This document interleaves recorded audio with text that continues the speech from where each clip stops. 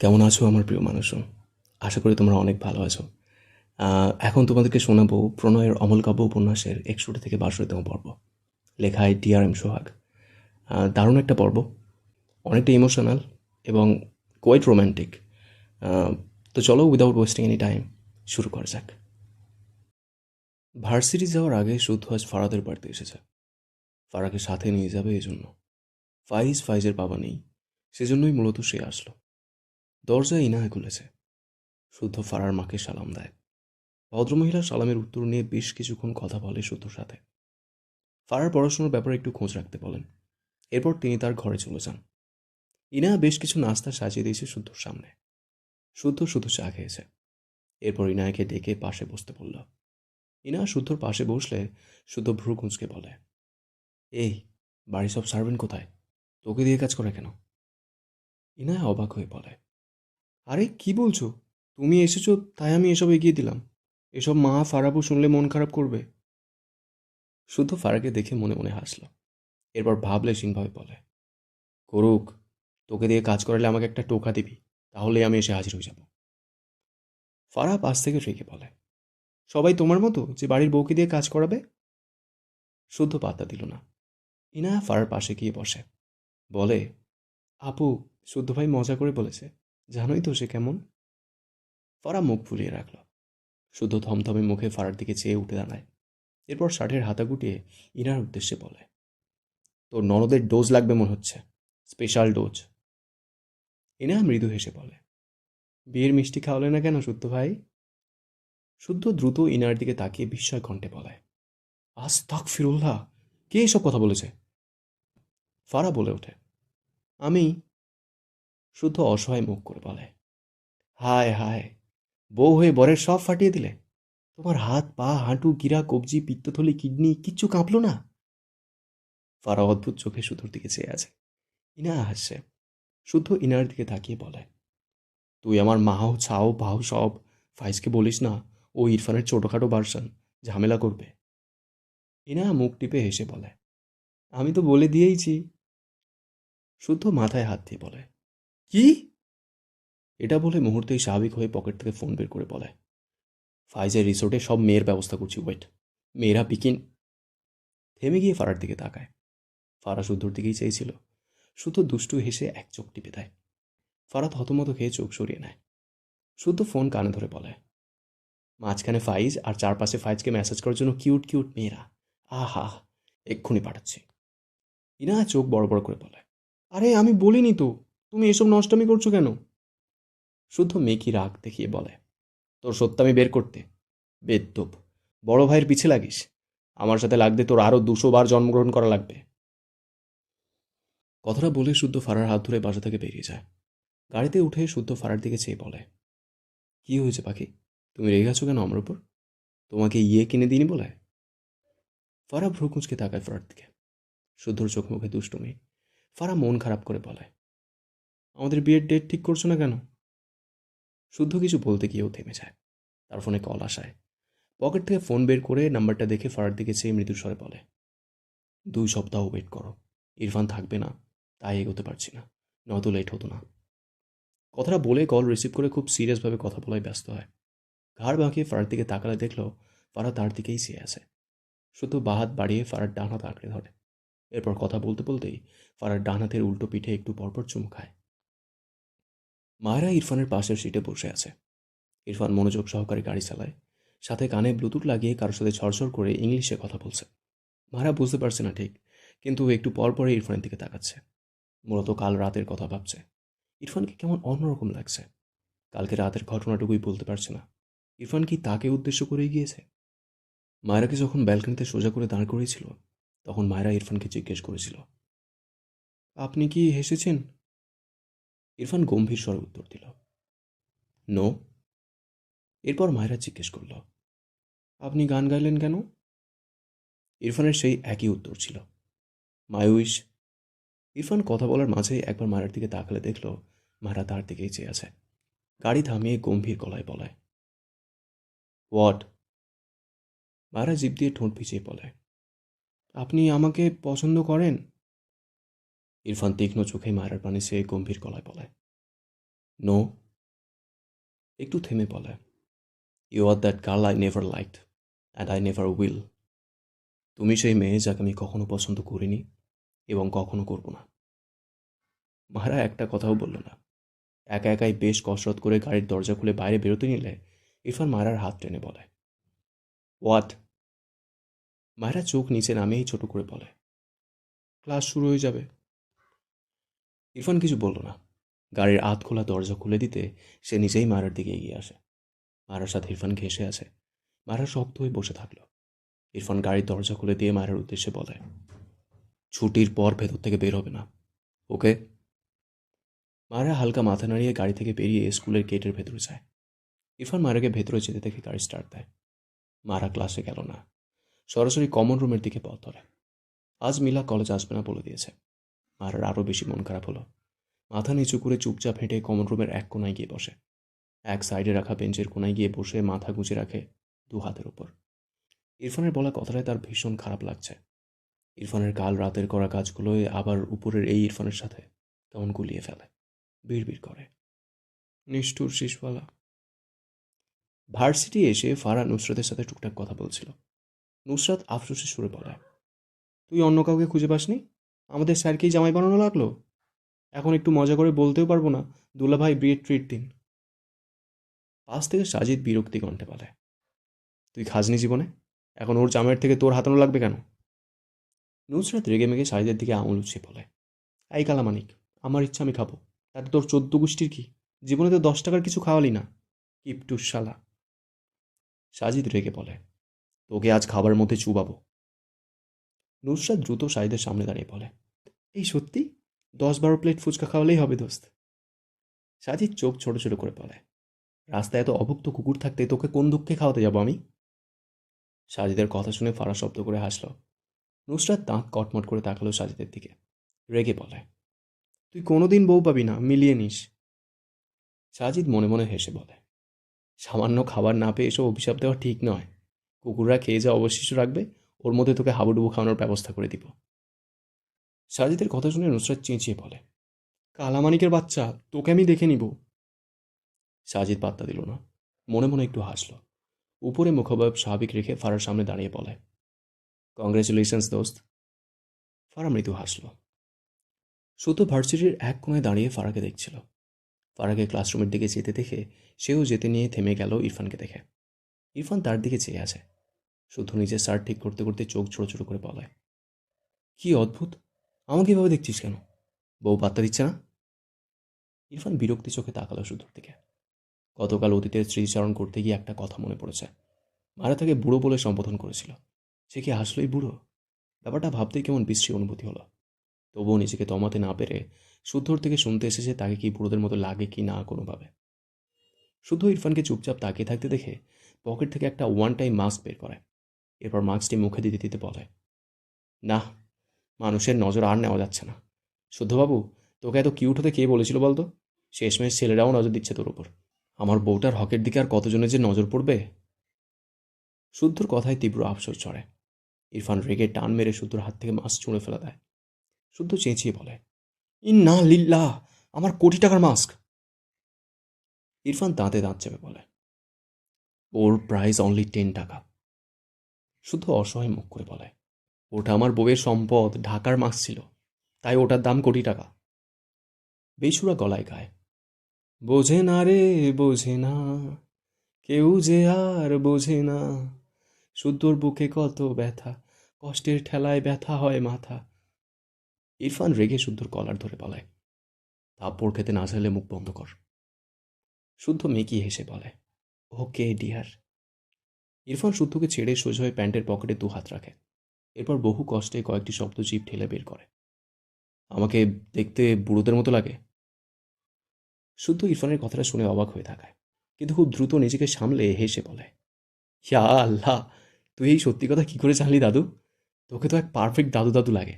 দাদু রে দাদু, ও দাদু, কি কিউট দাদু, ও গো বুড়ো দাদু।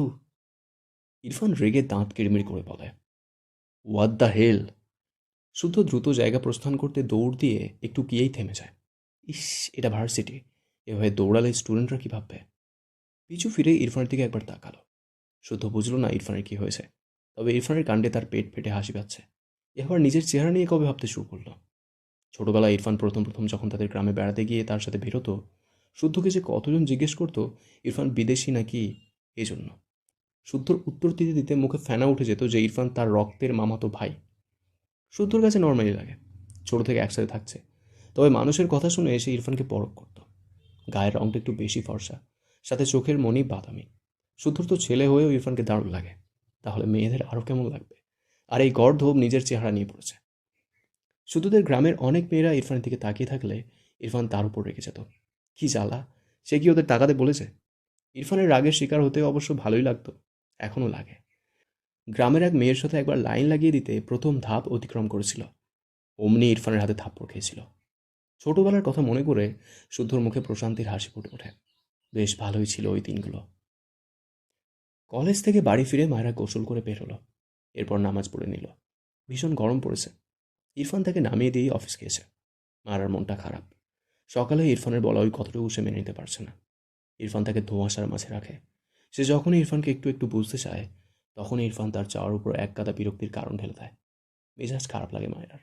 অসহ্য একটা লোক, ওই লোকটাকে পছন্দ করবে না, সেও ওই লোককে ভালোবাসবে না। কতগুলো ভাবতে ভাবতে আয়নার সামনে দাঁড়িয়ে ভেজা চুলগুলো মুছল। পরনে একটা প্লাজো, উপরে একটা গোল পাতলা জামা। মারা জানে না এগুলোর নাম, তবে গরমে পরে বেশ আরাম পাওয়া যায়। ইরফান হয়তো এনে দিয়েছিল, ঘরের এসি দেওয়া। মায়ের গরম অনুভূত হলো না, তাই সে মনে মনে ভাবল আজকে শাড়ি পরবে। ইরফানের দাদির দেওয়া শাড়ি নয়, ভালো শাড়ি, একদম মার্জিতভাবে সুন্দরভাবে। ভাবনা অনুযায়ী মায়েরা কাভার্ড খুলে শাড়ি হাতালো। বেশ অনেকগুলো শাড়ি পেয়েছে। মায়ের কোনোটাই বাসায় পরার মতো লাগছে না। হঠাৎ মনে পড়ল তার শাশুড়ি বেশ কয়েকদিন আগে তাকে কয়েকটা সুতির শাড়ি দিয়েছিল। মায়েরা ওগুলো নিচের দিকের তাকে রেখেছিল, তার মনেই নেই। সেখান থেকেই বেশ কয়েকটা শাড়ি বের করে। এর মাঝ থেকে একটা পার্পল কালারের শাড়ি চুজ করলো মায়েরা। এরপর আয়নার সামনে দাঁড়িয়ে সময় নিয়ে শাড়িটি গায়ে চড়ালো।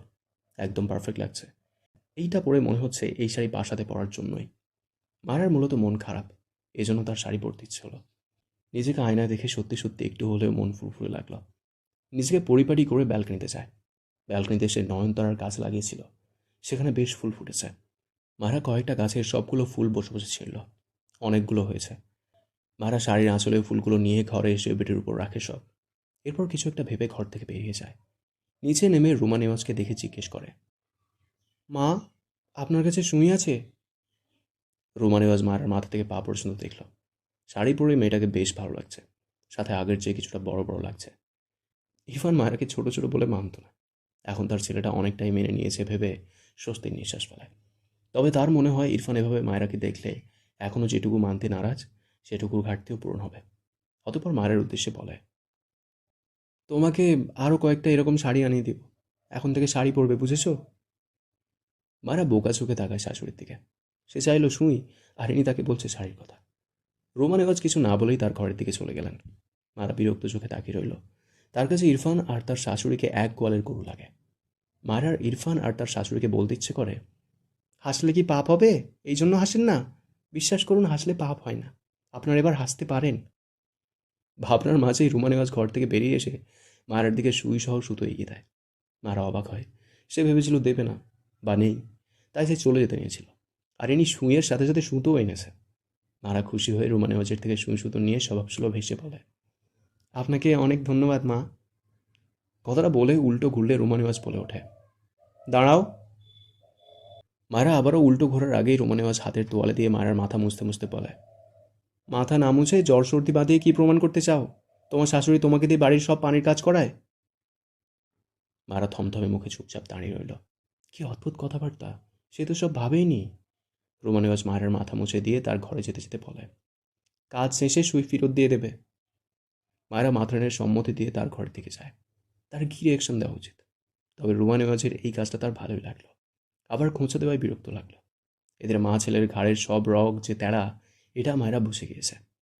ঘরে গিয়ে মায়েরা সুইয়ের মাঝে সুতো লাগায়। এরপর একটা একটা করে ফুল দিয়ে মালার মতো বানায়। এরকম প্রায় অনেকগুলো বানায় হাতের মাপে। গ্রামে থাকতে এসব কত করতো। আজ অনেকদিন পর করতে পেরে বেশ ভালো লাগছে মায়ের। এসব করতে করতেই সন্ধ্যা নেমে যায়। মায়েরা মোট 6টার মতো মালা বানিয়ে সুমি তার শাশুড়ি মাকে দিয়ে আসে। এরপর ঘরে এসে মাগরিবের নামাজ পড়ে হাতের মাপের মালাগুলো নিয়ে দু হাতে তিনটে তিনটে করে পড়ল। ফুলগুলো অনেক ঘন ঘন হয়ে থাকায় দেখতে বেশ সুন্দর লাগছে। মায়েরা দুহাত সামনে এনে মৃদু হাসে। এশার নামাজ পড়ে মায়েরা বসে বসে তার ফোন স্ক্রল করছিল। যদিও সন্ধ্যার পর পড়েছে, আহত তো ভালো লাগছে না, তাই ফোন নিয়েছে। ইরফান ঘরে এসে মায়েরাকে দেখল মেয়েটা উল্টো হয়ে শুয়ে ফোনের মধ্যে যেন ঢুকে রয়েছে। সে রুমে এসেছে, তাকালোও না। ইরফান বিরক্ত হলো, এগিয়ে এসে মায়েরার সামনে থেকে ফোন কেড়ে নেয়। মায়েরা চেঁচিয়ে ওঠে, আরে আমার ফোন! বলতে বলতে মাথা নিচু করে ইরফানকে দেখে চুপ হয়ে যায়। দ্রুত সোজা হয়ে উঠে বসে। ইরফান তীক্ষ্ণ চোখে ফোনের দিকে চেয়ে আছে। মায়েরা রিলস দেখছিল, কাচ্চি বিরিয়ানি রান্নার ভিডিও। ইরফান আর চোখে একবার মায়ের দিকে তাকালো, এরপর ফোনের আলো অফ করে তার ড্রয়ারে রেখে ড্রয়ার লক করে রাখলো। মায়েরা দেখলো ইরফানের কাজ, বিরক্তি চোখে তাকালো ইরফানের দিকে। এই লোকটার কি তার কিছুই ভালো লাগে না? মায়েরা রেগে মেগে অনেক কথা শোনা দিচ্ছিল, কিন্তু সে কিছু বলল না। অসহ্যকর লোক একটা, কথাই বলবে না এই লোকের সাথে সে। সকালেও তাকে উল্টাপাল্টা বলেছে, তার মন খারাপ ছিল, নিজে নিজে ভালো করলো। আর এই বিরক্তিকর লোকটা তাকে একটু ভালো থাকতে দেখলে যেন গায়ে আগুন লেগে যায়। মায়েরা মুখ ফুরিয়ে রাখে। ইরফান তার পরনের ব্লেজার শার্ট খুলল। হাতঘড়ি খুলতে খুলতে মায়ের দিকে একবার তাকায়। মায়েরা দু হাঁটুতে থুতনি ঠেকিয়ে রেখেছে। মায়েরকে দেখতে একটু অন্যরকম লাগছে। খেয়াল করলো মায়েরা আজকে পার্পল কালারের শাড়ি পরেছে। ইরফান গম্ভীর গলায় বলায়, শাড়ি পরেছো কেন? মায়েরা কিছু বলল না, মাথা নিচু করে মুখ বাঁকালো। তার ইচ্ছে হয়েছে সে পড়েছে। ইরফান মায়েরাকে চুপ দেখে এগিয়ে এসে বলে, কি প্রবলেম, কথা বলছো না কেন? মায়েরা এবারেও কিছু বলল না। সে পণ করেছে ইরফানের সাথে কথা বলবে না। ইরফানের বিরক্তি লাগলো। মায়েরাকে এখনও চুপ দেখে আবারও ধমকে বলে, স্টুপিড গার্ল। এরপর ওয়াশরুমে চলে যায়। ইরফান ওয়াশরুমে যেতেই মায়েরা বেড থেকে নেমে টেবিলের উপর রাখা ইরফানের ফোন নেয়। সেও এই ফোন লুকিয়ে রাখবে ভাবল। তার মনে পড়ল ইরফানের ফোনে কার যেন পিক দেখেছিল। এই ভেবে ফোনের লক খুলতে চাইল বার্ড ফ্লাওয়ার লিখে, কিন্তু পাসওয়ার্ড ভুল দেখায়। মারার এত রাগ হলো, এই লোকটা সব তার ইচ্ছের বিরুদ্ধে করে। রেগে মেগে ইরফানের ফোন ছুঁড়ে ফেলল। ছুঁড়ে ফেলার সাথে সাথে দুহাতে নিজের মুখ চেপে বলে ওঠে, ইন্না লিল্লাহ। দৌড়ে গিয়ে ইরফানের ফোন কুড়িয়ে নিয়ে চেক করলো ঠিক আছে কিনা। উপরের গ্লাসটা ফেটে গিয়েছে। মায়েরার চোখে মুখে অসহায়ত্ব। শেষ। ইরফান তাকে কাঁচা চিবিয়ে না খায়। ফোন যেখানে ছিল সেখানেই রেখে মায়েরা ভদ্র হয়ে বেডের উপর গিয়ে বসে। তখনই ইরফান ওয়াশরুম থেকে বেরিয়ে আসে। শাওয়ার নিয়েছে। মায়েরা আর চোখে একবার তাকিয়ে আবারও চোখ নামিয়ে নিল। ইরফান তীক্ষ্ণ চোখে মায়েরাকে দেখে। তখনই তার ফোনে কেউ কল করে। ইরফান এগিয়ে গিয়ে ফোন রিসিভ করতে গিয়েও স্ক্রিনের উপর চোখ পড়লে ভ্রু কুঁচকে যায়। মাত্র ভালো ফোন রেখে গিয়েছে, এত বড় ফাটা দাগ কীভাবে পড়ল? ঘাড় বাঁকিয়ে মায়ের দিকে তাকিয়ে গম্ভীর গলায় বলে, ফোন নিজেই নিজেকে থাপ্পড় মেরেছে নাকি? ইরফানের কথা শুনে মায়েরা চোখ বড় বড় করে তাকায় ইরফানের দিকে। দ্রুত বলে ওঠে, আমি ফেলিনি আপনার ফোন। কথাটা বলে মায়েরা জিভে কামড় দেয়। দ্রুত চোখ নামিয়ে নেয়। ইরফান তীক্ষ্ণ চোখে গম্ভীর স্বরে বলে, ও আই সি। কথাটা বলে সামান্য ঠোঁট বাঁকিয়ে বিড়বিড় করে, লিটল গার্ল। এরপর কল রিসিভ করে কথা বলায় ব্যস্ত হয়। মায়েরা ইরফানকে কথা বলতে দেখল। মন খারাপ করে বসে রইল। একটু পর বেড থেকে নেমে ব্যালকনিতে যায়। ইরফান মায়েরাকে ব্যালকনিতে যেতে দেখে কথা বলতে বলতে সেও ব্যালকনিতে গিয়ে দাঁড়ায়। মায়েরা পিছু ফিরে ইরফানকে দেখেই আবারও সামনে তাকালো। ইরফান আর মেয়ের দুই কথা বলে ফোন রাখল। এরপর মায়েরার উদ্দেশ্যে বলে, রুমে এসো। মায়েরা যেন ইরফানের কথা শোনেনি। ইরফান চোখ ছোট ছোট করে তাকালো। এত শান্ত মেয়ে মায়েরাকে সে টলারেট করতে পারছে না। রেগে বলে, স্টুপিড, কি প্রবলেম, কথা বলছো না কেন? মায়েরা তবুও কথা বলল না। ইরফান মায়েরাকে টেনে তার দিকে ফিরিয়ে দাঁতে দাঁত চেপে বলে, কথা বলবি নাকি থাপ্পড় খাবি? মায়েরার চোখ ঢলমল করে ওঠে।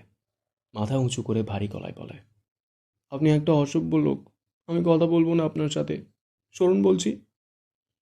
বলতে বলতে দুহাতে ইরফানের উদাম বককে ঠেলে সরিয়ে দিতে চায়। ইরফান হাতের ফোন ব্যালকনির কোনায় থাকা টেবিলের উপর ফেলে রেখে বা হাতে মায়েরাকে জড়িয়ে নেয় নিজের সাথে। ডান হাত মায়েরার গালে রেখে শীতল কণ্ঠে বলে, হোয়াট হ্যাপেন্ড? মায়েরা চুপ করে থাকে। ইরফান মায়েরার গালে হাত দিয়ে মৃদু স্বরে বলে, এই শাড়ি কোথায় পেয়েছো? মায়েরা নাক টেনে বলে, মা দিয়েছে। ইরফান মায়েরার গলা পেরিয়ে চুলের ভাঁজে আঙুল চালিয়ে বলে, শাড়ি পরেছো কেন? ইরফান মায়েরার ঘাড় থেকে চুলগুলো সরিয়ে মায়েরার ঘাড়ে ঠোঁট দাবিয়ে চুমু আঁকে। মায়েরা ঢোক গিলে চোখ বুঝে নেয়। ইরফান ধীরে ধীরে মায়েরাকে তার দিকে টেনে নেয়। এলোমেলো হয় খানিক। মায়েরা ইরফানের দিকে এলে যায় না চাইতেও। ইরফান সূক্ষ্ম হাসলো, বিড়বিড় করে, মাই বার্ড ফ্লাওয়ার। মায়েরা তার শাড়ি খামছে কাঁপা কণ্ঠে বলে, কি করছেন? ইরফান থামে। শুকনো গলা ভিজে মায়েরার গলা থেকে মুখ উঠিয়ে নেয়। চোখ দুটো লাল। অন্ধকারে মায়েরা দেখতে পেল না। ইরফান মায়েরাকে ছেড়ে দাঁড়ায়। মৃদু স্বরে বলে, গ্রামে যাব, রেডি হয়ে নাও ফার্স্ট। কথাটা শুনেই মায়েরা যেন একটা গোরের মাছ থেকে ফিরল। অবাক হয়ে বলে, সত্যি নিয়ে যাবেন? ইরফান ছোট্ট করে বলে, আজকেই ব্যাক করব, সো ফার্স্ট রেডি হও। মায়েরা এবার ইরফানের ডানা তুলে আবদার করে, আজকে রাত্রে থাকি প্লিজ। ইরফান সাথে সাথে শব্দ করে বলে ওঠে, ইম্পসিবল। মায়েরা ঝাঁকি দিয়ে ওঠে। ইরফান নিজেও থতমতো খায়। ভয়েস টোন না চাইতেও কেমন দৃঢ় হয়ে গিয়েছে। কিন্তু ওই স্টুপিড বয়ের সাথে রাতে থাকা অসম্ভব।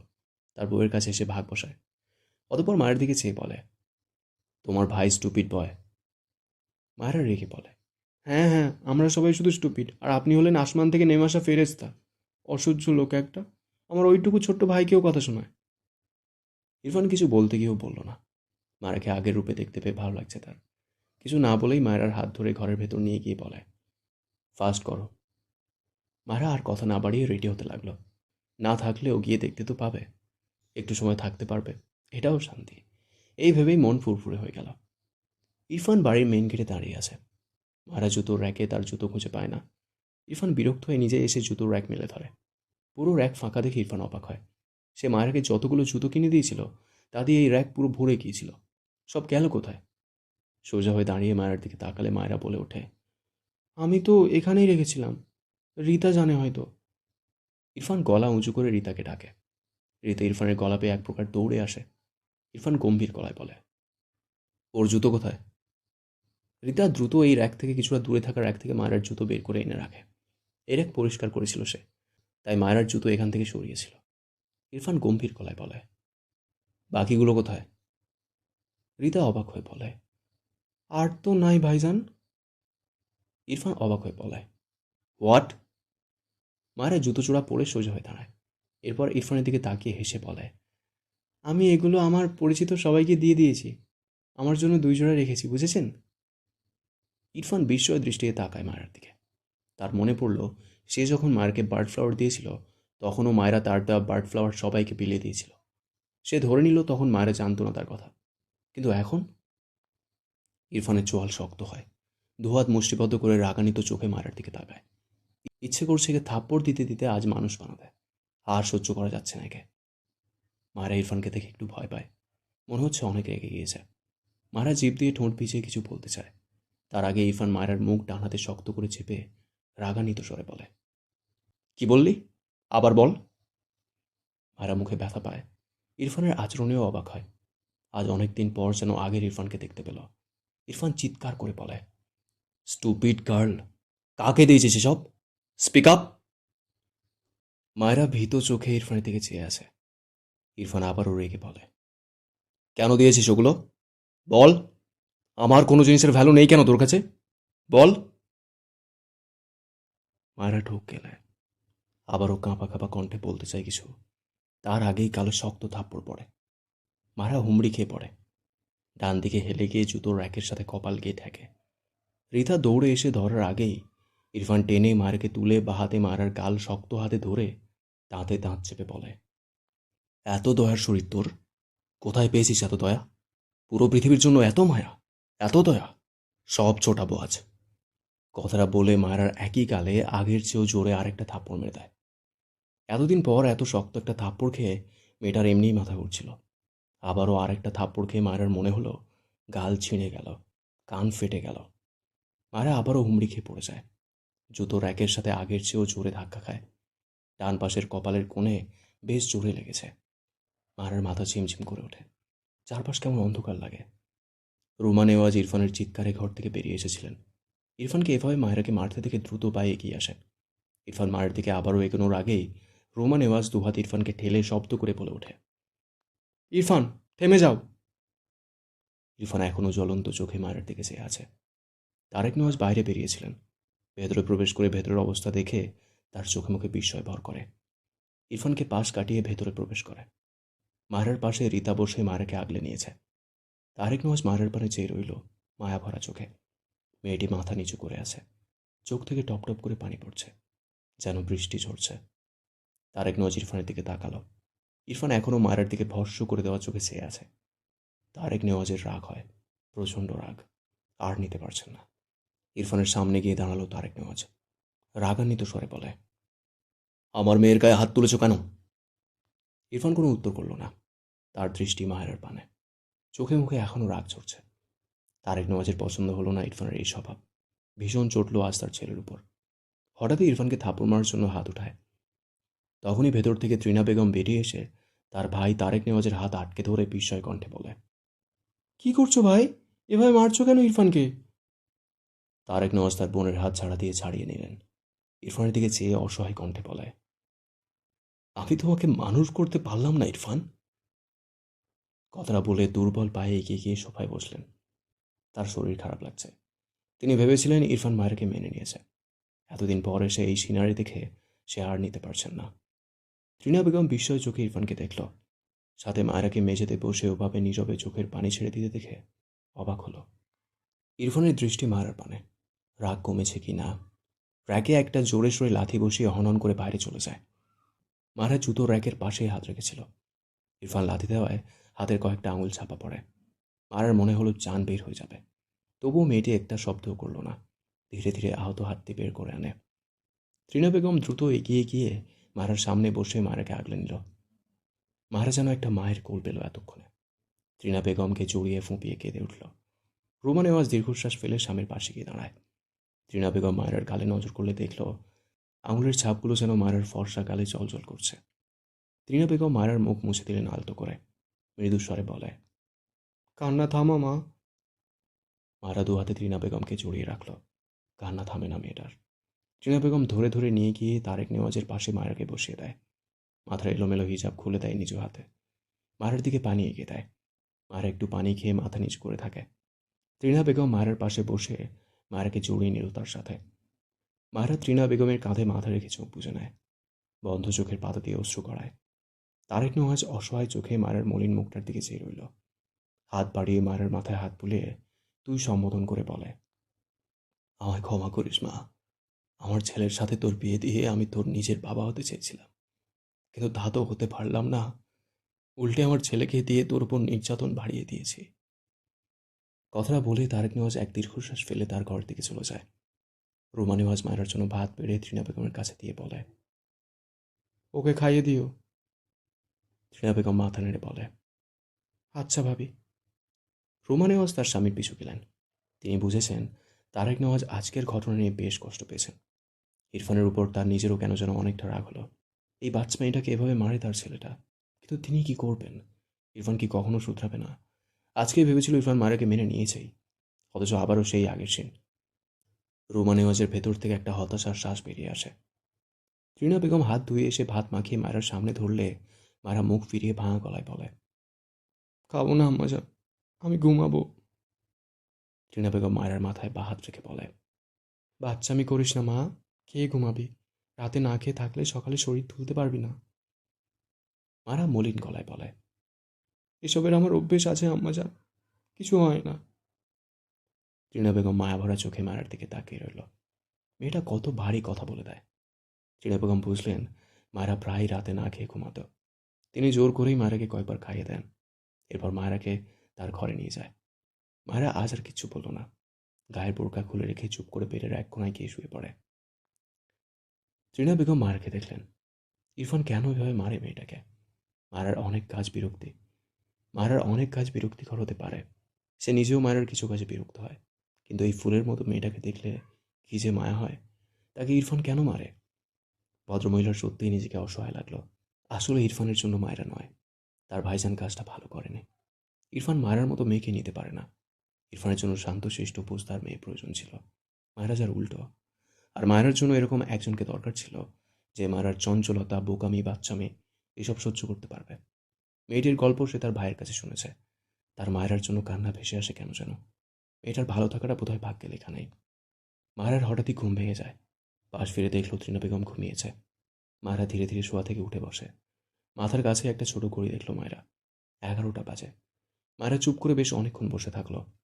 এতদিন পর ইরফানের হাতে শক্ত মার খেয়ে মেয়েটার মন পিছিয়ে উঠল। চোখের কোণ ঘেঁষে পানি গড়িয়ে পড়ে। চোখ মুছে বেড থেকে নেমে দাঁড়ায়। ব্যালকনির দিকে এগিয়ে যায়। ব্যালকনিতে গিয়ে বেশ কিছুক্ষণ একা একা দাঁড়িয়ে থাকে মায়েরা। বিষণ্ণ মনে কিছুটা নীরব, কিছুটা ব্যস্ত শহর দেখে। রং বেরঙের লাইট রাতের অন্ধকারময় চারপাশটাকে আলোকিত করে রেখেছে। থেকে থেকে গাড়ি, বাইক, ট্রাক সব নিচু নিচু গন্তব্যে ছুটছে। মায়েরা নীরব চোখে চেয়ে দেখে। একসময় মাথা তুলে খোলা আসমানের দিকে তাকায়। আজ জ্যোৎস্না নেই, তবুও মায়ের আকাশ ভালো লাগলো। ইরফানের দেওয়া থাপ্পড়গুলোর কথা মনে পড়ল। সেই প্রথম দিকে থাপ্পড় খেয়ে মায়ের শুধু তার না দেখা মায়ের কথাই মনে পড়ত। নিজের জন্য তেমন কষ্ট হতো না, সে তো ইরফানকে ভালোবাসত না। কিন্তু আজ দুটো থাপ্পড় খেয়েই মায়ের ভীষণ কষ্ট লাগলো। গালে তীব্র ব্যথা, তবে মায়েরাকে সেই শরীরের ব্যথা কাবু করতে পারল না। ইরফানের দেওয়া থাপ্পড় দুটো তার মনে লেগেছে। সে কি অনেক বড় অপরাধ করেছে? যে ঠিকমতো খেতেই পারতো না, সে অত জুতো নিয়ে কী করবে? তার শিশুওয়ালা সত্যিই খুব নিষ্ঠুর। সে যতটা ভাবে তার চেয়েও ভীষণ নিষ্ঠুর। লোকটা তাকে মেরেই বোধহয় শান্তি পায়। চোখ থেকে না চাইতেও দুঃখ ভরা অশ্রু গড়িয়ে পড়ে। মনে মনে সেই না দেখা মাকে কল্পনা করল, যে মা তাকে এত এত কষ্ট করে 10 মাস পেটে বইয়ে বেরিয়েছে। সে শ্যামলা রঙের ছিল। মায়ের ভীষণ ভালো লাগে শ্যামলা মেয়েদের। এই যেমন মিলা মেয়েটা। মায়েরা মিলাকে ভেবে কল্পনায় তার মাকে সাজায়। মায়েরা তাকে নাম দিয়েছে একটা। বিড়বিড় করে আওড়ালো, শ্যামা মা। মনে মনে প্রশ্ন জাগে, তার শ্যামা মা থাকলে সে কি তার মায়ের বুকে ঘুমাতে পারত? কেউ বাধা দিলেও তো সে ঘুমাতো জোর করেই। যে যা ইচ্ছে বলুক, সে শুনতো না। কেউ কিছু বললে বলতো এটা তার গর্ভধারিণী মা। কিন্তু এখন তো পালিত মাকে চেনে, রক্তের সম্পর্ক নেই। সে সেই মায়ের বুকে না যেতেই তাকে কত কটু কথা শুনতে হয়। মায়ের আর সাহস হয় না পা বাড়ানোর। অন্ধকার আকাশ পানে চেয়ে থাকা দুটি চোখ থেকে অশ্রু গড়িয়ে গাল বেয়ে পড়ে। তার শিশুওয়ালা আর না দেখা অদৃশ্য শ্যামা মাকে যেন ঝাপসা দেখল, যারা ভীষণ নিষ্ঠুর। একজন তাকে রেখেই চলে গেল, আরেকজন শুধু মারার ছুতো খুঁজে বেড়ায়। ব্যালকনি থেকে ভেতরে এসে ঘর থেকে বেরিয়ে আসে মায়েরা।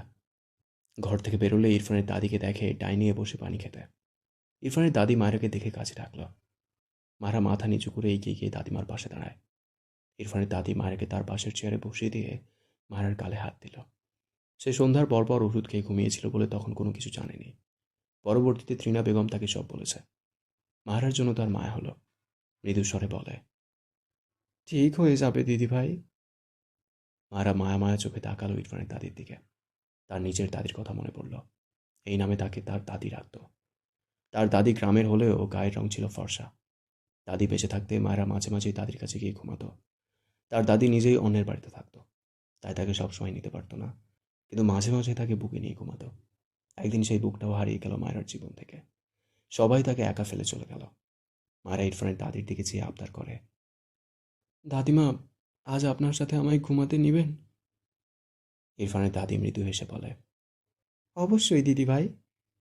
মায়ের মুখেও ছোট্ট একটা প্রাপ্তির হাসি ফুটে ওঠে। রাত বাজে 1টা। ইরফান বাড়ি ফিরেছে। ঘরের লাইট জ্বালালো। বেডের উপর নজর করলে দেখলো বেড ফাঁকা।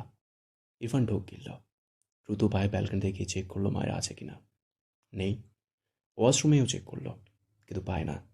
ইরফান ফোঁস করে শ্বাস ফেলায়। ঘর থেকে বেরিয়ে দ্রুত পায়ে সিঁড়ি বেয়ে নামতে থাকে।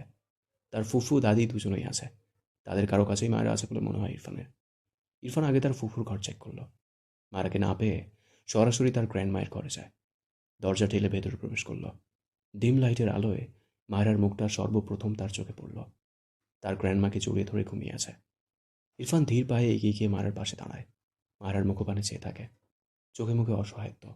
আজ কতদিন পর রাগটাকে সামলে নিতে না পেরে আবারও তার বার্ড ফ্লাওয়ারকে আঘাত করল। ইরফানের গলা শুকিয়ে আসে। সামান্য নিচু হয়ে মায়েরকে তার গ্র্যান্ডমায়ের থেকে ছাড়িয়ে নেয়। মায়েরকে কোলে নিতে গেলেই ইরফানের দাদি মায়েরকে নিজের সাথে শক্ত করে ধরে বলে, কেন এসেছো এখানে? ইরফান ভ্রু কুঁচকে গম্ভীর গলায় বলে, ওকে দাও। ইরফানের দাদি মায়ের মাথা হাত বুলিয়ে রেখে বলে, ওকে ভুলে যাও, ওকে আর পাবে না তুমি। আমি তোমাদের মাঝে সব ঠিক করতে আসলাম, দেখে যা একটু ঠিক ঠিক লাগলো, সব শেষ এখন। ওকে আমি আমার সাথে কানাডা নিয়ে গিয়ে কানাডাইয়ান এক ছেলের সাথে। ইরফান তার গ্র্যান্ডমায়ের কথা বলার মাঝেই শক্ত গলায় শব্দ করে বলে ওঠে, গ্র্যান্ডমা। এত শব্দ করে কথা বলায় মারা ঘুমের মধ্যেই নড়ে চড়ে ওঠে। ইরফানের দাদি চোখ বুঝলেন। তিনি রেগে আছেন ইরফানের উপর। এই মেয়েটাকে মেরে কালটার কী অবস্থা করে দিয়েছে। চোখ বুঝে রেখেই বলে, ইরফান দাদু ভাই, তুমি এখান থেকে যাও। তুমি কি দেখেছো ওর গালের অবস্থা? তোমার মাঝে দয়া মায়া নেই। ও আমার সাথেই থাকুক, তুমি যাও। ইরফান মায়ের দিকে তাকালো। জিভ দিয়ে ঠোঁট পিছিয়ে মাথা নিচু করে মায়ের গালে দুটো চুমু খায়। ইরফানের দাদি চোখ ছোটো ছোটো করে বলে, আমাকে তোমার চোখে পড়ছে না? ইরফান গম্ভীর গলায় বলে, ওকে দিচ্ছ না তো কী করবো? ওকে এখানে আদর করছি, তুমি চাইলে দেখো। ইরফানের দাদি চোখ মুখ কুঁচকে তাকিয়ে বলে, তুমি যাবে এখান থেকে? ইরফান বিরক্তি কণ্ঠে বলে, আমার বার্ড ফ্লাওয়ারকে আমাকে দাও, আমি কিন্তু নিজেই নিতে পারবো, তুমি ব্যথা পাবে বলে চেয়ে নিচ্ছে। ইরফানের দাদি আবারও চোখ বুজে বলে, তুমি যাও এখান থেকে, আজ কিছুতেই আমার দিদিভাইকে তুমি পাবে না। ইরফান মায়েরাকে টেনে ধরে বলে, গ্র্যান্ড মা, ওকে ছাড়ো। ইরফানের দাদি মায়েরাকে ছাড়ে না, রেগে বলে, ইরফান, আমি কিন্তু তোমাকে মারবো, ওকে ছাড়ো। ইরফান অসহায় কণ্ঠে বলে, গ্র্যান্ড মা, তুমি ওকে ছাড়ো প্লিজ। ইরফানের দাদি এবার কিছুটা তন্দ্র মনে হয়, ইরফানকে একটু অন্যরকম লাগছে। মারাকে ছেড়ে দেওয়ার সাথে সাথে ইরফান মারাকে কোলে তুলে নেয়। 1 সেকেন্ডও সময় নষ্ট না করে বড় বড় পা ফেলে ঘর থেকে বেরিয়ে যায়। ইরফানের দাদি অবাক হয় ইরফানের কাণ্ডে। এ এমন ধূপধাপ মেরে দেয়, আবার এই মেয়ে ছাড়াও চলে না, একে কিভাবে সিধে করা যায়? ইরফান মায়েরাকে তার পেটে শুয়ে দিল, এরপর বাইরে গিয়ে ফ্রিজ থেকে বরফ নিয়ে আসে। মায়েরার পাশে বসে দু হাতে খুব মনোযোগ দিয়ে মায়েরার গালে বরফ দিয়ে দেয় আলতো হাতে। মায়েরার চোখে মুখে বিরক্তি, গালে ঠান্ডা অনুভূতি হওয়ায় মেয়েটা চরম বিরক্তিতে এপাশ থেকে ওপাশ ফিরে শুয়ে পড়ে। ইরফান মায়েরার দিকে হেলে গিয়ে মায়েরাকে তার দিকে ফেরায়, মুখ নামিয়ে ভেজা গালে চুমু আঁকে, হাতের অর্ধেক বরফ ছুঁড়ে ফেলে হাত থেকে। এরপর আবারও আহত গালে বেশ কয়েকটা চুমু আঁকে। এরপর ইরফান বেড থেকে নেমে গিয়ে ওয়াশরুমে গিয়ে শাওয়ার নিয়ে বেরিয়ে আসে। ঘুরতে একবার সময় দেখে, 1:25 এগিয়ে গিয়ে তার লাগেজ গোছায়, বেশ সময় নিয়ে তার কাজ শেষ করে। এরপর সে নিজে ফর্মাল শার্ট প্যান্ট পরে নেয়, সাদা শার্ট, উপরে কালো কোট, কালো প্যান্ট। এরপর হাত ঘড়ি পরে নিয়ে মায়ের পাশে এসে দাঁড়ায়, হাত বাড়িয়ে মায়ের গালে হাত রেখে মৃদুস্বরে বলে, সরি বার্ড ফ্লাওয়ার। কথাটা বলে মায়ের কপালে একটা চুমু আঁকে। এরপর লাগেজ নিয়ে কটকট পায়ে ঘর থেকে বেরিয়ে যায়। রুমা নেওয়াজ তার স্বামীর জন্য জেগে বসে আছে। তারেক নেওয়াজ ঘুমাতে পারছেন না, কেমন ছটফট করছেন। রুমা নেওয়াজ পানি আনার জন্য দরজা খুলে দাঁড়ালে ইরফানকে দেখে অবাক হয়। বেশি অবাক হয় ইরফানকে ফিটফাট হয়ে রেডি হতে দেখে। বিস্ময় কণ্ঠে জিজ্ঞেস করে, এত রাতে কোথায় যাচ্ছ তুমি? ইরফান মৃদু স্বরে বলে, কানাডা, আসে আম্মু। রুমা নেওয়াজ অবাক হয়ে বলেন, কি বলছো এসব? বিদেশে যাবে কেন? ইরফান দীর্ঘশ্বাস ফেলে বলে, অফিসের কাজ প্লাস ভার্সিটির কাজ। কথাটা বলে ইরফান কিছুটা শব্দ করে বলে, বাবা আসছে। ভেতর থেকে তারেক নেওয়াজ গম্ভীর গলায় বলে, খবরদার আমাকে বাবা বলে ডাকবে না। যেদিন মানুষ হতে পারবে সেদিন আমায় বাবা ডাকবে। আমি কোনো অমানুষের বাবা হতে চাই না। রুমা নেওয়াজ ইরফানের দিকে তাকিয়ে, ইরফানের মাঝে তেমন কোনো হেলদোল দেখা দিল না। নীরবে উল্টো ঘুরে তাকায়। রুমা নেওয়াজ দ্রুত তার স্বামীর কাছে এসে বিচলিত কণ্ঠে বলে, ইরফান বিদেশ যাচ্ছে কেন? ইরফানের বাবা, তুমি জানতে? ও কতদিনের জন্য যাচ্ছে? তারেক নেওয়াজ চোখ বুজে রেখেই বলল, যতদিনের ইচ্ছে হয় যাক, আর না আসুক কখনো সেটাও ভালো। এরকম ছেলে লাগবে না আমার। রুমা নেওয়াজের চোখ ছলছল করে ওঠে, অতপর ভাঙা গলায় বলে, তুমি আমার ছেলেটার সাথে এরকম করছো কেন? তুমি শুধু ওর উপরটা দেখছো, ভিতরটা দেখছো না? ও তোমার সেই আদরের মেয়ের কত যত্ন করে সেসব দেখো না? তুমি জানো তোমার সেই আদরের মেয়ে কি করেছে? ওকে আমার ছেলেটা ভালোবেসে কতগুলো জুতো এনে দিয়েছে। তোমার আদরের সেই মেয়ে আমার ছেলের কথা না ভেবে সবাইকে বিলিয়ে দিয়েছে। এটা ঠিক করেছে ও? তারেক নেওয়াজ তার স্ত্রীর কথা শুনে রেখে তাকালো, শক্ত গলায় বলল, একদম ছেলের হয়ে সবাই গাইবে না। ওটাকে আজ আমার মানুষ বলতে ইচ্ছে করছে না। ওই ফুলের মতো মেয়েটাকে মারতে তোমার ছেলের বুক তো দূর, সামান্য হাতটাও কাঁপে না। ও কত বড় অপরাধ করেছে। মানলাম তোমাদের মা ছেলের কথা ঠিক, সে অনেক বড় অপরাধ করেছে, কিন্তু ও বাচ্চা মেয়ে, আরও হাজারটা অপরাধ করবে, তাই বলে ওকে মারতে হবে? তারেক নওয়াজ কথা বলতে বলতে হাইপার হয়ে যায়, একটু থেমে শ্বাস নেয়। লোকটার চোখের সামনে কিছু স্মৃতি ভেসে ওঠে, গলার জোর কমে যায়, মলিন গলায় বলে, মায়েরা যে পরিবেশে বড় হয়েছে তুমি কল্পনাও করতে পারবে না রুমা। একদিন বিকেলে আমি ওদের বাড়ি গিয়েছিলাম। মায়েরার জন্যই আমি ওদের বাড়িতে যেতাম সবসময়, তুমি তো জানোই। তো গিয়ে বাড়ির উঠানে মাত্র পা রেখেছি, তখনই দেখি মেয়েটা আমার পায়ের কাছে এসে হুমড়ি খেয়ে পড়ল। আমি এত অবাক হয়েছি। মায়েরা দ্রুত আমার পায়ের কাছ থেকে উঠে দাঁড়ায়, এরপর কাচুমাচু হয়ে দাঁড়িয়ে আমাকে সালাম দেয়। আমি কথা বলতে পারছিলাম না। মেয়েটার দু গাল পুরো কেটে রক্ত ঝরছিল যেন, এমন হয়েছিল। মায়েরার সৎ বাবা এভাবে মেরেছিল, কারণ জানি না। মায়েরাকে সেদিন দেখে অবাক হয়েছিলাম। মেয়েটার চোখে লজ্জা ছিল।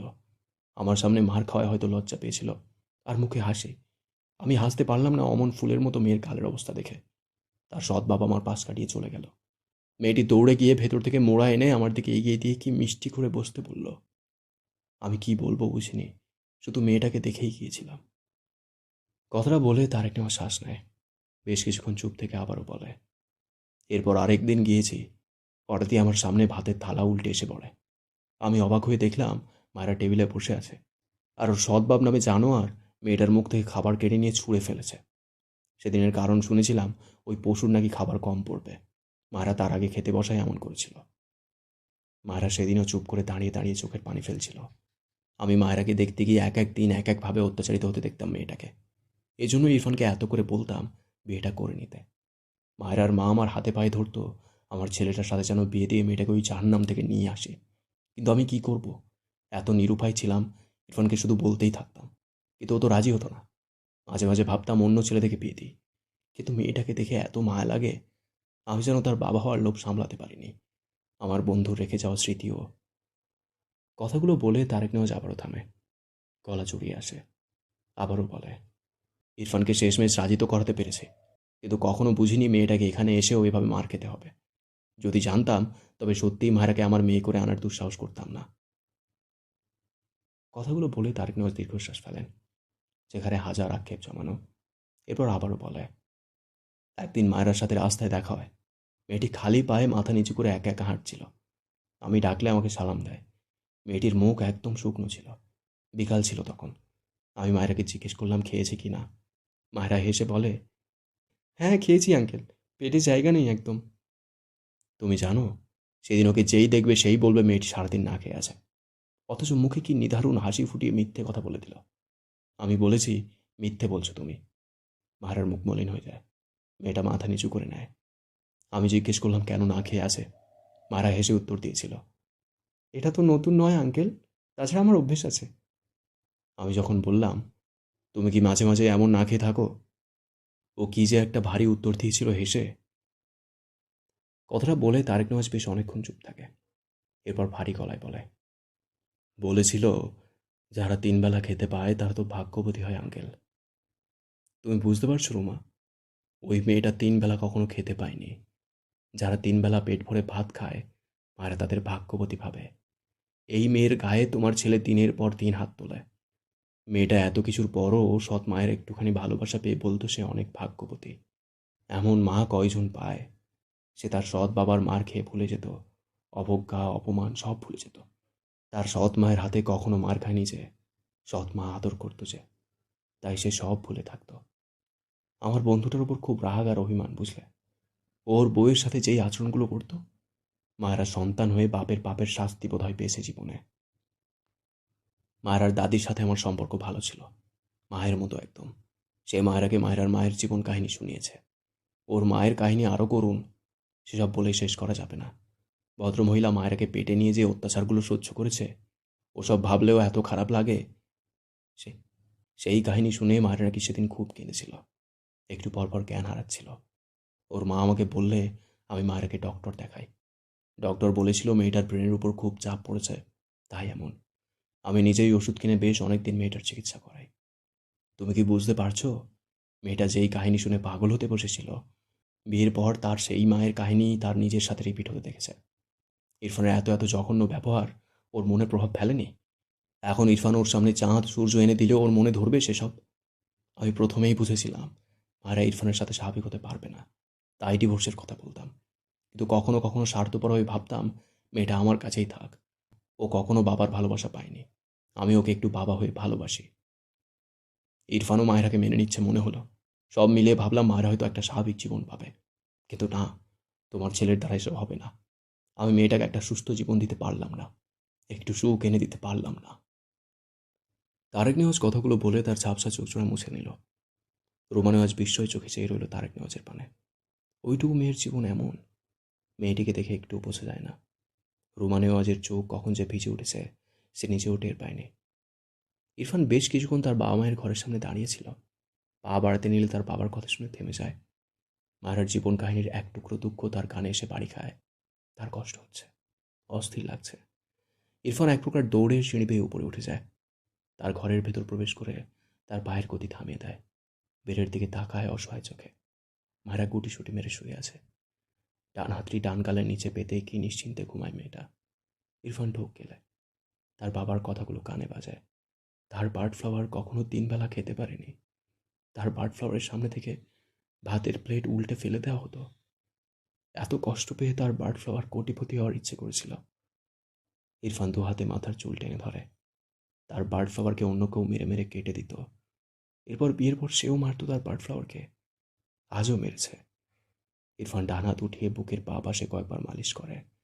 কেমন চিনচিন ব্যথা করছে, গলা শুকিয়ে আসছে। হঠাৎই বড় বড় পা ফেলে এগিয়ে গিয়ে বেডের উপর উঠে মায়েরাকে শক্ত করে নিজের সাথে জড়িয়ে ধরল। তার শরীর কাঁপছে মৃদু। মায়েরা ঘুমের মাঝে নড়ে চড়ে ওঠে এত শক্ত বাঁধন অনুভব করে।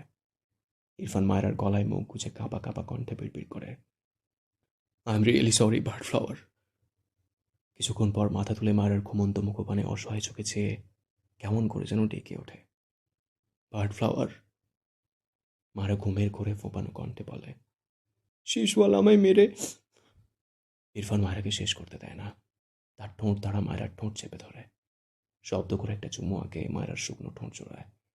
এরপর মায়েরার কানের কাছে মুখ নিয়ে ছোট করে বলে, I promise you bird flower, I will never hurt you again.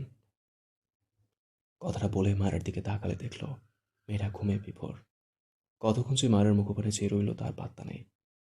এরপর বেড থেকে নেমে টেবিলের ওপর থেকে একটি প্যাড আর একটি কলম নিয়ে আবারও বাহাতে মায়েরাকে জড়িয়ে নেয় নিজের সাথে। মায়েরার মাথা তার বুকে চেপে রাখে। তার বা গাল মায়েরার মাথায় ঠেকিয়ে রাখে। ডান হাতের প্যাড মায়েরার মাথার কাছে বালিশের উপর রেখে মেলে। এরপর কলমের হেড খুলে লেখার জন্য কলম ধরে। হাত কাঁপছে। মুখ নামিয়ে মায়েরার মাথায় একটা চুমু আঁকে। এরপর লেখা শুরু করে, আমার একান্ত বার্ড ফ্লাওয়ার। আমার বার্ড ফ্লাওয়ার কে জানো? আমার মায়েরা পড়ি। বার্ড ফ্লাওয়ার আমার এক ভয়ানক আসক্তি, যে আসক্তির শিকড় বহুবার ছেড়তে গিয়ে আমি বারবার ভীষণ বাজেভাবে জড়িয়ে গিয়েছি বার্ড ফ্লাওয়ার নামক আসক্তির শিকড়ে। যে আমার বার্ড ফ্লাওয়ারকে আঘাত করেছে তার শাস্তি তোমার শীষওয়ালা প্রস্তুত করবে। আর তোমার শীষওয়ালা তোমায় যে আঘাত করেছে এর শাস্তি শীষওয়ালার বার্ড ফ্লাওয়ার দিবে। তোমার শীষওয়ালা তার বার্ড ফ্লাওয়ারের থেকে শাস্তি পেতে খুব শীঘ্রই তোমার চরণে মাথা পাতবে। তুমি শাস্তি প্রস্তুত করে নাও। তোমার হার্টলেস শীষওয়ালা তার বার্ড ফ্লাওয়ারের শাস্তি গ্রহণ করবে নিঃশব্দে।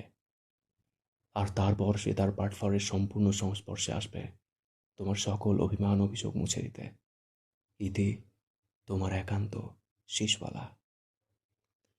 লেখা শেষ করে ইরফান কাগজটি ছিঁড়ে এক ভাঁজ করে বালিশের উপর রেখে দেয়।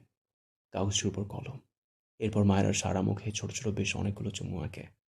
সবশেষে কপালে সময় নিয়ে ঠোঁট দাবিয়ে রাখে। এরপর মায়েরাকে ছেড়ে বেড থেকে নেমে দাঁড়ায়। মায়েরা গুটিসুটি মেরে শুয়ে পড়ে। ইরফান মায়েরাকে কাঁথা দিয়ে ঢেকে দেয়। ঘরের এসি অফ করে হালকা করে ফ্যান দেয়। মায়েরার ঘুমন্ত মুখে বেশ অনেকক্ষণ চেয়ে থাকে। এরপর সময় নষ্ট না করে ঘর থেকে বেরিয়ে যায়। ইরফান লাগেজ গাড়ির ডিকির ভেতর রাখল। তখনই পিছন থেকে শুদ্ধ ঘুম জড়ানো কণ্ঠে বলে, কিরে, তোর না কালকে যাওয়ার কথা ছিল, আজ যাচ্ছিস যে? ইরফান কিছু বলল না, শুদ্ধ বিরক্ত হলো। সে ইরফানদের বাড়িতেই ছিল, তবে বাইরে থেকে এসেছিল 10টার পর পর। এসে ঘুমিয়েছিল। এখন তার মামা তাকে ডেকে উঠালো। ইরফানকে এয়ারপোর্টে ড্রপ করে দিয়ে আসতে বলল। এগিয়ে এসে বলে, আজ যাচ্ছিস কেন? ইরফান গম্ভীর গলায় বলে, মাই উইশ, তুই গাড়ি নিয়ে আয়। কথাটা বলে ইরফান তার বাইকের কাছে যায়। বেশ অনেকগুলো দিন পর বাইকের কাছে আসলো। ইরফান বাইকের হেলমেট পরে বাইকে উঠে বসলে শুদ্ধ ভ্রু কুঁচকে বলে, বাইক গাড়ি একসাথে কেমনে আনবো আমি? ইরফানের গম্ভীর স্বর, এই বাইক টাচ করলে হাত ভেঙে দিব। কথাটা বলে বাইক স্টার্ট দেয়। চোখের পলকে হাওয়া হয়। শুদ্ধ চেঁচিয়ে ওঠে, আস্তে চালা, মরবি নাকি? ইরফান ততক্ষণে মিলিয়ে গিয়েছে। শুধু গাড়িতে উঠে গাড়ি স্টার্ট দিল। একে কখন কোন ভূতে ধরে আল্লাহ জানে। বাইক ধরতে দিবে না মানে দিবে না, হয়তো রাখার ব্যবস্থা করবে ওখানে। শুধু কিছু একটা ভেবে হাসলো। এয়ারপোর্টে পৌঁছে শুধু লাগেজ নিয়ে বেরিয়ে আসে গাড়ি থেকে। এক সাইডে ইরফানকে উল্টো ঘুরে দাঁড়িয়ে থাকতে দেখে এগিয়ে এসে বলে, ধর তোর লাগেজ। ইরফান উল্টো ঘুরে শুদ্ধর দিকে তাকিয়ে বলে, ওকে দেখে রাখবি? শুদ্ধ মিটিমিটি হেসে বলে, হ্যাঁ হ্যাঁ অবশ্যই, তুই থাকবি না আমিই দেখে রাখবো। সময় সুযোগ করে ডেট করব, চলবে না শোনা? ইরফান বিরক্ত চোখে তাকালো শুদ্ধর দিকে। গম্ভীর গলায় বলে, ফারার পিছে কাউকে লাগাইনি বলে সাহস পাচ্ছিস? ফিরে এসে এই ব্যবস্থাই করব, ওয়েট। শুদ্ধ মেকি হেসে বলে, আরে এইসব কী অভদ্র কথা। আমি বলতে যাচ্ছিলাম মায়েরা তো আমারই মায়ের পেটেরই বোন প্রায়। ও আসলে আমার মায়ের পেট থেকে বেরোতে গিয়ে অ্যাক্সিডেন্টালি কার না কার পেট থেকে বেরিয়ে গিয়েছে। ইরফান শুদ্ধর হাতের থেকে লাগেজ নিয়ে এগিয়ে যায় কয়েক পা। হঠাৎই থেমে গিয়ে পিছু ফিরে ডাকে, শুদ্ধ। শুদ্ধ ফোনে কিছু করছিল। ইরফানের ডাকে শুদ্ধ মাথা তুলে তাকায়। এগিয়ে গিয়ে ইরফানের সামনে দাঁড়ালে ইরফান বলে, ওকে কলেজ গেট থেকে বেরোতে নিষেধ করবি, আর একা একা কোথাও যেতে দিবি না। ঢোক গিলে বলে, আর ও যখন যা খেতে চাইবে সব এনে দিবি। শুদ্ধ কিছু বলতে চায়, তার আগে ইরফান বলে ওঠে, আই রিকোয়েস্ট ইউ, ওকে নিয়ে আর একটাও ফান করবি না। কেমন লাগলো কমেন্ট করে জানিও। তোমাদের একটা কমেন্ট আমাকে প্রচুর মোটিভেট করে। পরবর্তী পর্বগুলো খুব শীঘ্রই চলে আসবে এই চ্যানেলেই। হ্যাঁ, ততক্ষণ ভালো থাকো, চিল করো, উপন্যাস শোনো। Thank you so much.